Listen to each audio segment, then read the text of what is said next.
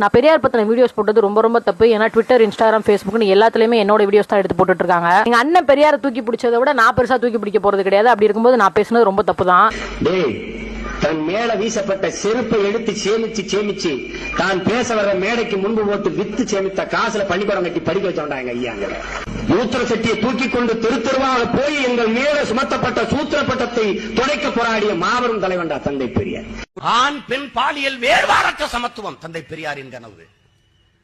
ஆணுக்கு பெண் சமமான உரிமை, 50 விழுக்காடு, கல்வி, வேலை வாய்ப்பு, அனைத்திலும் சம உரிமை, சொத்து எல்லாவற்றிலும். அது அவர் கேட்டது.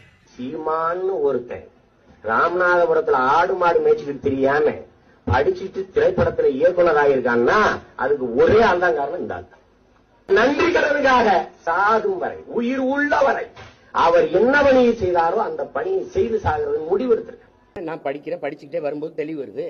என் இனச்சாவல தான் இவனா திருட்டு பையன் எனக்கு எதிரானவன் தெரிய வருது.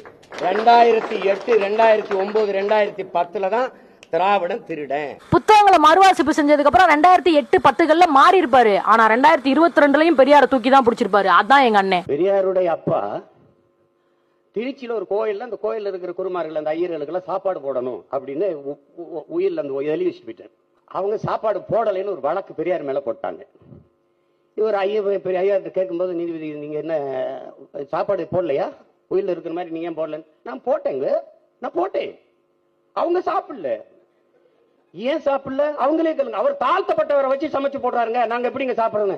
எங்க அப்பாங்க சோறு போடணும் தான் சொல்லியிருக்காரு, ஒழியங்க யாரை வச்சு சமைச்சு போடணும்ல சொல்லலாங்க. சோ மறுவாசிப்பு செஞ்சதுக்கு அப்புறமும் ஒரு மனுஷனை தூக்கி பிடிச்சு பேசுற ஒருத்தர் இருக்கும்போது நான் எதுக்கு பெரியாரை பத்தி இனிமேல் பேசணும்? இனிமேல் பேச போறது கிடையாது. ட்ரோல் பண்றவங்களா நான் எப்படா வீடியோ போட வெயிட் பண்ணிட்டே இருந்திருப்பீங்களா? இந்த வீடியோ எடுத்துக்கோங்க.